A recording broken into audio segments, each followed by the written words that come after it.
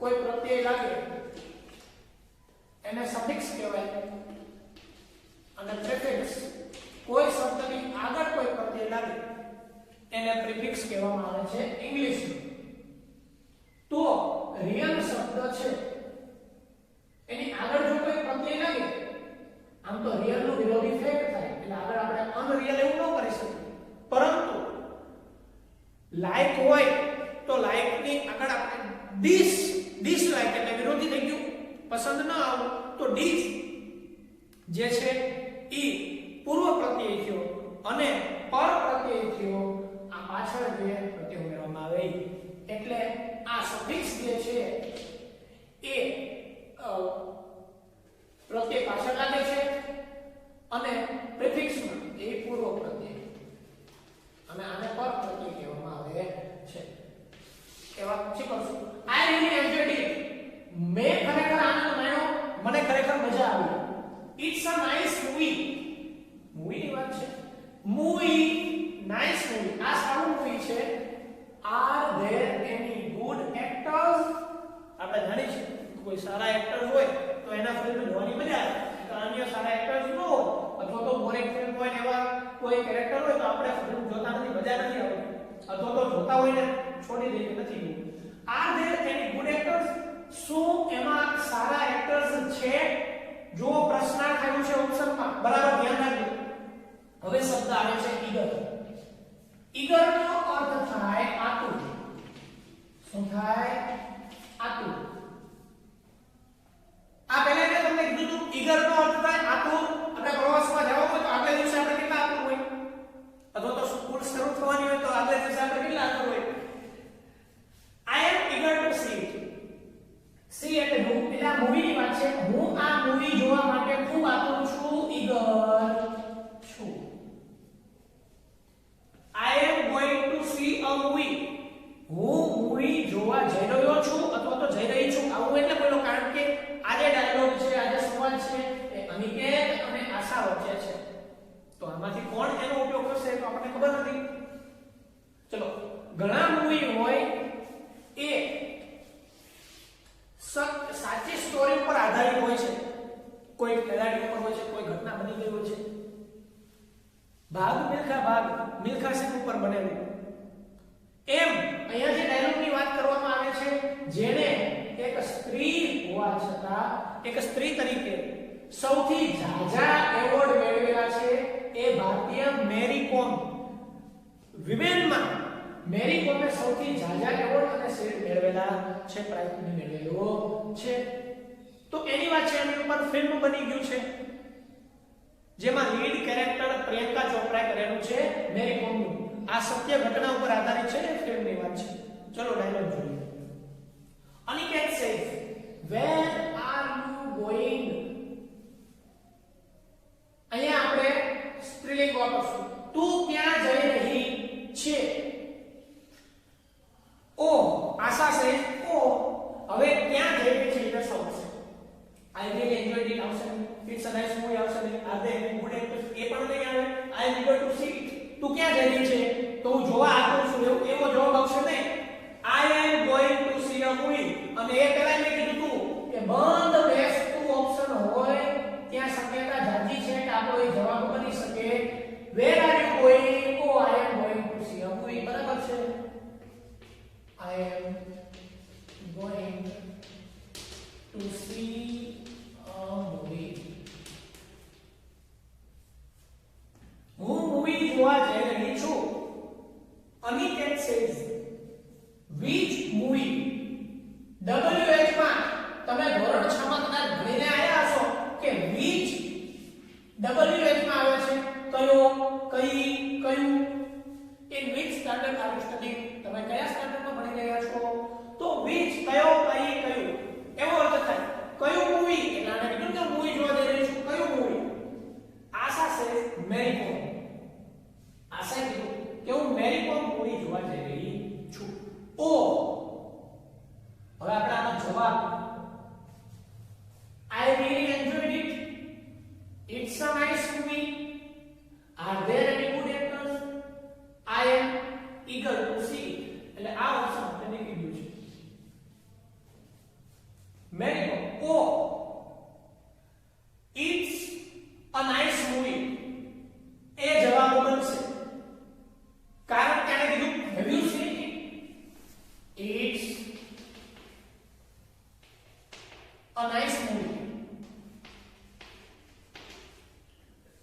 અને કે કીધું આ ખૂબ સારું મૂવી છે આશા છે હેવ યુ સીન ઇટ જો માત્ર એવું કહેવાથી સાબિત નથી થતું એને જોયેલું હશે એટલે જ એને આવો પ્રશ્ન પૂછ્યો ને કે હેવ યુ સીન ઇટ આ વર્બ 3 નો ઉપયોગ થયો છે પૂર્ણ અનિકે યસ આઈ હેવ હા મેં જોયેલું છે અનિકેતન આ ફિલ્મ જોયેલું છે and I really enjoyed it બરાબર and I really enjoyed it અને મેં ખરેખર આ મૂવીને માણ્યું આશા સે બ્રેક આપી દેવાનો જવાબ શું કરશો તો નીચેની લાઈન ઉપરથી આપણને આનો જવાબ મળશે yes there are good actors actor વિશેની વાત કઈ ઉપર થઈ છે તો આપણે એવો ઓપ્શન જોઈ લઈએ ક્યાં છે યસ આ ઓપ્શન જુઓ તો R there any good actors તો પ્રશ્ન મૂકો R there any good actors yes there are good actors બની જાય છે બંધ બેસી જાય છે તો આપણે એની શરૂઆત કરી જવાબની are there any good actors yes there are good actors આશા છે good હવે એને થઈ ગયું કામ સાચું મૂવી એવું છે એટલે એને કીધું I am eager to see it આમાં કઈ વેતો નથી કારણ કે છેલ્લું ઓપ્શન બચેલું છે I am eager to see it હું આ મૂવી જોવા માટે ખૂબ આતુર છું ચલો ગુજરાતી સમજી લઈએ તું ક્યાં જાય છે આશા કે છે કે હું મૂવી જોવા ગયો છું અનિકેત કહે છે કયું મૂવી આશા કે છે મેરી કોમ અનિકેતે કીધું કે આ સારું મૂવી છે આશા કે તે જોયેલું છે અનિકેત કહે છે હા મેં જોયેલું છે અને ખરેખર મને મજા આવી હતી મને જોવાની મજા આવી કે આશા આ વેરી ગુડ એક્ટર્સ શું એમાં સારા એક્ટર્સ છે અનિકેત હા એમાં સારા એક્ટર્સ છે આશા કે છે તો હું આ મૂવી જોવા માટે ખૂબ આતુર છું મિત્રો હવે આપણો છેલ્લો ડાયલોગ પાંચમો ડાયલોગ સમજી લઈએ જો આપણે પાંચમો ડાયલોગ સમજીએ આમાં તમને થોડીક વાર કરવી છે કારણ કે આ બેંક અને એને લગતો આ ડાયલોગ છે નીતિન અને બ્રાન્ચ મેનેજર અથવા તો બેંક મેનેજર કહીએ એની વચ્ચેનો એ બંને વચ્ચેનો ડાયલોગ છે સંવાદ છે પહેલી વાત તો કોઈ પણ બાળક માટે વિદ્યાર્થી માટે બેંક એ સૌથી બોરિંગ જગ્યા છે ત્યાં વિદ્યાર્થીઓને જવું ગમે નહીં નાના બાળકોને જવું ગમે નહીં કારણ કે અહીંયા શું આમ તો એક રસપ્રદ વાત છે પૈસાની લેવડ દેવડ થતી હોય પણ અહીંયા એને ખૂબ કંટાળો આવે બાળકને પરંતુ ક્યારેક માતા પિતા સાથે અથવા તો કોઈ ફેમિલી મેમ્બર સાથે બેંક પર જવું જોઈએ યાદ એટલું રાખવાનું કે સ્ટેટ બેંક એવી કોઈ બેંક હોય એવી બેંક પૂછવાનું પહેલા તમે કઈ બેંકે જાઓ જો કોઈ સરકારી બેંકનું નામ આપે તો ત્યાં આપણે જવાનું નહીં ત્યાં ખૂબ ભીડભાડ હોય ને કોઈ વ્યવસ્થા હોય નહીં પણ એમ કોઈ પ્રાઇવેટ બેંકનું નામ આપે તો ત્યાં જવાનું ત્યાં બહુ ઓછા લોકો હોય એસવી ને કઈ સફોકેશન ન થાય એવું હોય અને આપણને ખૂબ મજા આવે બીજી વાત આ ડાયલોગમાં સીધી મેનેજર સાથે વાતચીત કરવાની થઈ છે તો આપણે એ વાત ધ્યાન રાખવાની કે કોઈ પણ વ્યક્તિ હોય એ સીધી મેનેજર સાથે વાત કરી શકતો નથી કંઈક એવું કામ હોય તો મેનેજર પાસે કોઈ લોનનું કે એવું કંઈ કામ હોય તો કોઈ બીજા પાસે મેનેજર પાસે સીધી વાત થઈ શકતી નથી તો આને તો ખાલી ફોર્મ ફિલ કરવાનું છે એની વાત છે છતાંય મેનેજરનું બતાવ્યું છે જ્યારે કોઈ મોટી બાબત હોય અથવા તો એપોઇન્ટમેન્ટ લઈને અથવા તો કોઈ કારણસર ટાઈમ આપે એ પ્રમાણે આપણે મેનેજરને મળવું પડે છે તો આ એક વાત ધ્યાન રાખવાની હતી બીજું ડિપોઝિટની વાત આવશે તો ડિપોઝિટની વાત છે તો જમા કરવું એવો અર્થ થાય છે રૂપિયા મૂકવા એવો અર્થ આપણે કરવાનો છે ડિપોઝિટ વિથડ્રોવલ તો એ ઉપાડ થયો લેવલની વાત થઈ બીજી વાત કેશિયરની વાત આવે છે તો કેશિયરની જે વાત આવે છે તો બેંકમાં કેશિયરનું શું કામ હોય છે તો પૈસાની લેવડ દેવડ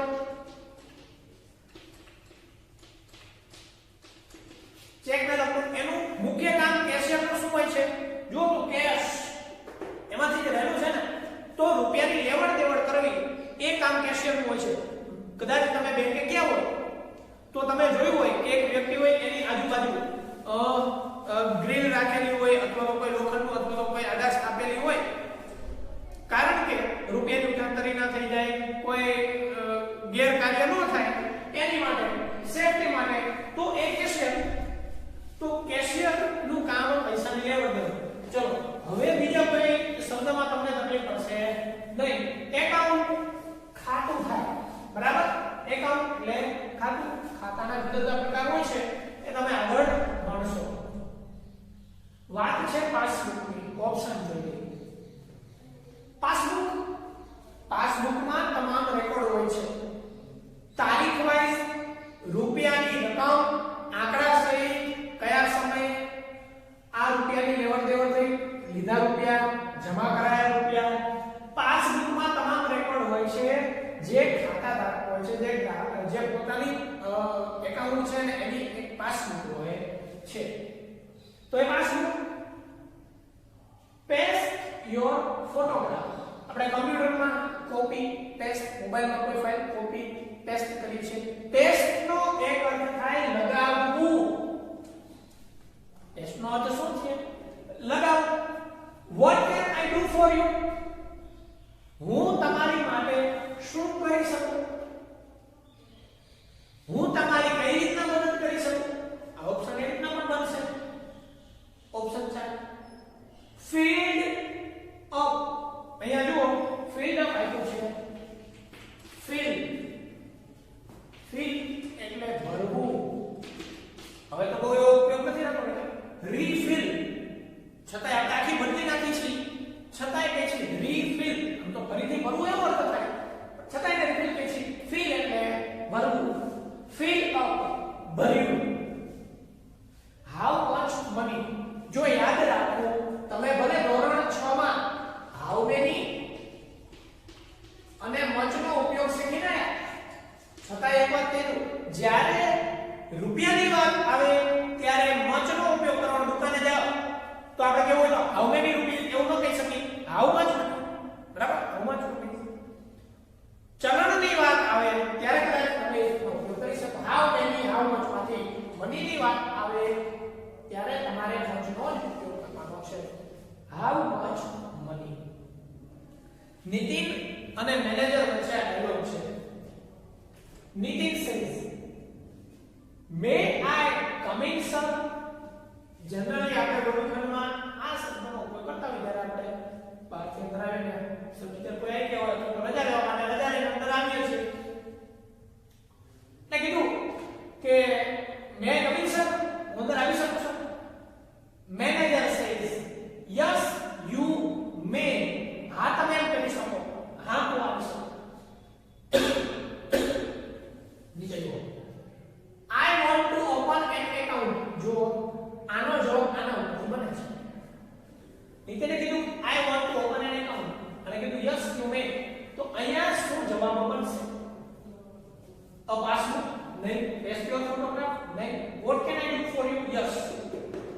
What can I do for you? એવો પ્રશ્ન પૂછવામાં આવ્યો અને અહીંયા જો તો ક્વેશ્ચન માર્ક છે, ઉપર આપણે W જાય કોઈ ત્યારે લાસ્ટમાં ક્વેશ્ચન માર્ક આવે છે તો બરાબર આપણને સમજાઈ ગયું કે આ ઓપ્શન બંધ બેસે છે. એટલે આપણે અહીંયા લખી દઈએ what can I do for you? એટલે એને કીધું કે I want to open an account. મારે ખાતું ખોલાવવું છે. Manager said okay take this form. એટલે કીધું to take એટલે લેવું છે. take this form, આ ફોર્મ લે, fill in the details. અને જે માહિતી છે, જે ડિટેલ્સ છે એ તું ભરી દે. fill આપણે જોયું ભરવું.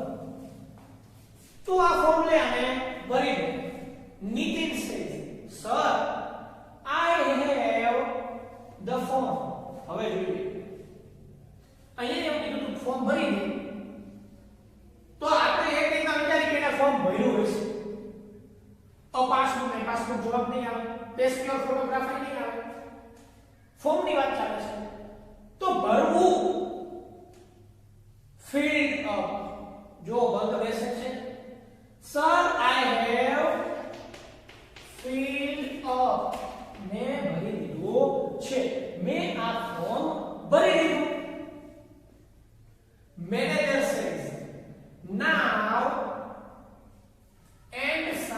it.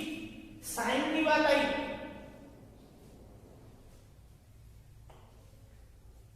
A passbook. Now passbook and sign it. એવું નહીં બને. Paste your photograph and sign it. Photograph ની જરૂર પડે. જુઓ, પહેલાના સમયમાં આપણે રૂબરૂ બેંકે જઈને ફોર્મ લેવું પડતું. અત્યારે એક ઓપ્શન, કારણ કે ડિજિટલ, એક ઓપ્શન જે ખાતા છે એની પાસે એક ઓપ્શન છે કે બેંકે રૂબરૂ ન જઈને પણ ખાતું ખોલાવી શકે. તો જે તે બેંકની વેબસાઈટ પર, ઓફિશિયલ વેબસાઈટ પર જઈને ફોર્મ ફિલઅપ જે હોય એમાં તમારે ફોર્મ ભરવાનું, તમારી માહિતી ભરવાની, જે સ્ટ્રક્ચરમાં કીધું એ સ્ટ્રક્ચરમાં ફોટોગ્રાફ અપલોડ કરવાનો અને સાઇન અપલોડ કરી દેવાની. તો તમારું ઓનલાઈન ફોર્મ તમારું ભરાઈ જશે. પરંતુ અહીંયા એ રૂબરૂ કહેલ છે. Manager says now paste your photograph.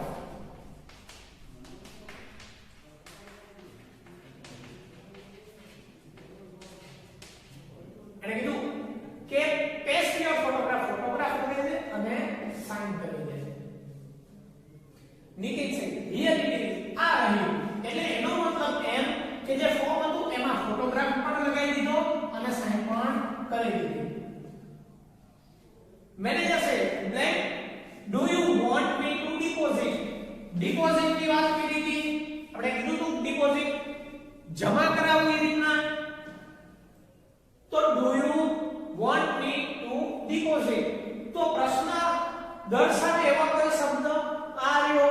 how much money do you want me to deposit? લખી દઈએ.